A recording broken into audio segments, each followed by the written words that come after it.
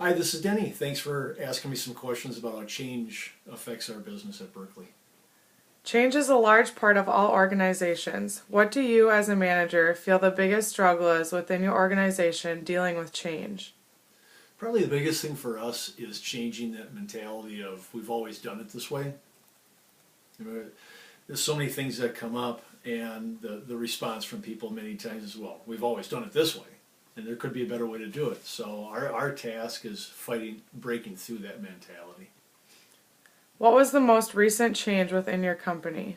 Probably the biggest recent change was I had one of our salespeople left, so I had to hire a new salesperson. And that brings with it all sorts of new dynamics with fitting in with the other salespeople. How did you deal with employees who were resistant to change within your organization?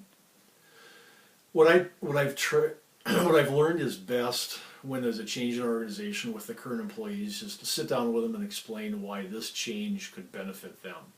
And you need to do it in a way that they understand, they believe, especially when you're dealing with veteran salespeople and they've seen so many things come down the pike, and the changes in the past maybe have been negative to them. So you follow a process where you try to explain, and then explain how they can benefit from this change.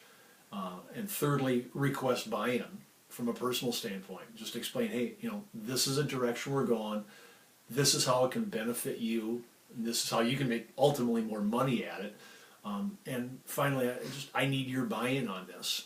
And ultimately, unfortunately, in our industry, if people don't buy in, there's an old phrase that either the people change or you change the people. The biggest areas of change include people, technology, structure, and strategy. What is the biggest change from this list that Berkeley has encountered in the last 5 years that has given the company a competitive advantage? Well, I think all changes have to do with people, but for us, the biggest thing was strategy. 5 years ago, when I came on board, we were selling a minimum number of used cars, and my task was to increase used car sales while maintaining profitability. And I did that with a number of things: inventory turn, selling cars quicker, but the bottom line is we needed to sell more cars and make some money. And it was purely a product of pricing. Prior to my being there, they priced the used cars up extremely high, tried to make large profits, and they just didn't sell as many cars. So when I was hired, I brought forth a pricing strategy that brought us more business, but also some reluctance from employees because it was change, and change is hard. And frankly, it took 2 years for that pricing strategy to take effect, for people to understand that they could make more money with this new strategy. How do you, as a manager, monitor inside and outside forces to determine when Berkeley needs change? That's easy in our industry.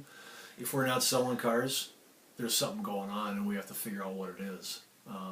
Or we're selling as many cars, but we're not making as much money on the cars.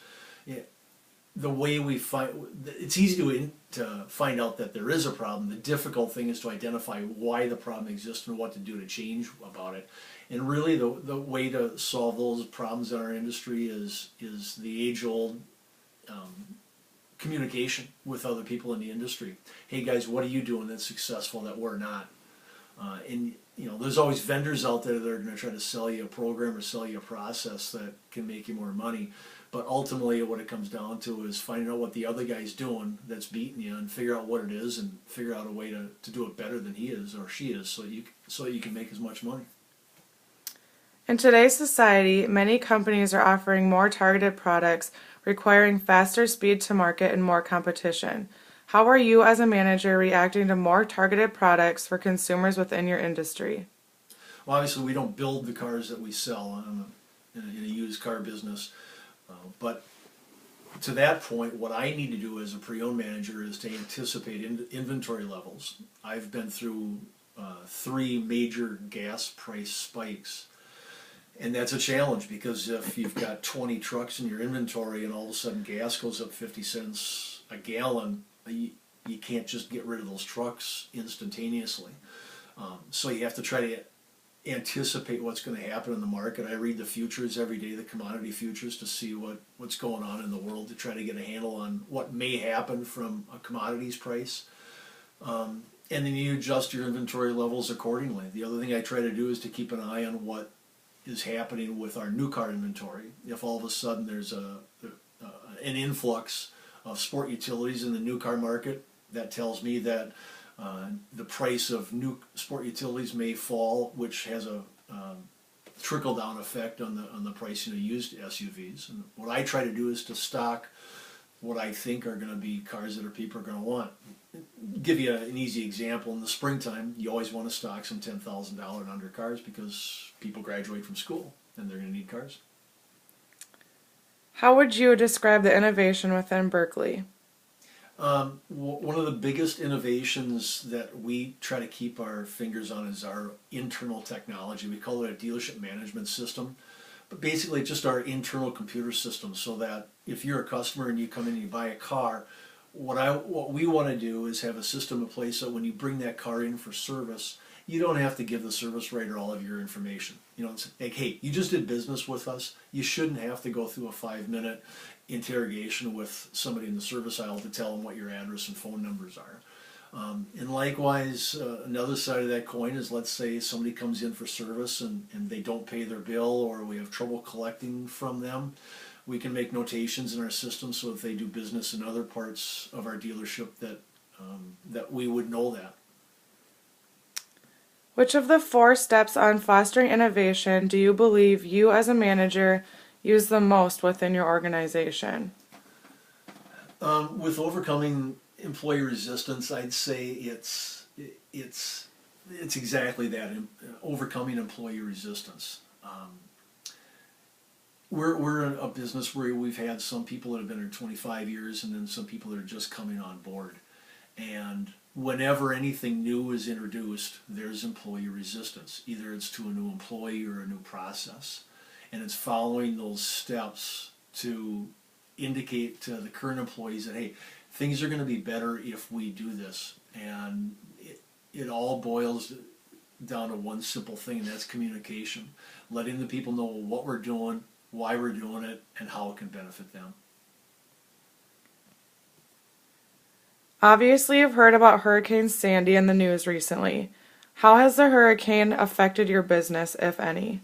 A little bit, in that one of my sources for getting used cars has been Manheim, Pennsylvania. It's the largest auction in the United States, and I pay a buyer to be out there to select cars from that auction to buy for us. And with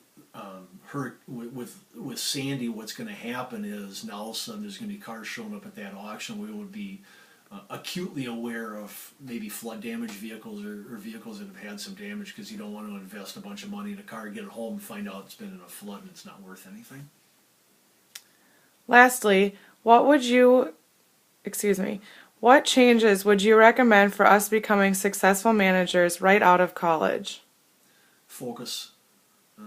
I think that's the biggest thing for people coming out of college, or me. I mean, with all of the different types of technologies that come at us and all of the interruptions that happen in a day, probably the hardest thing to do is focus.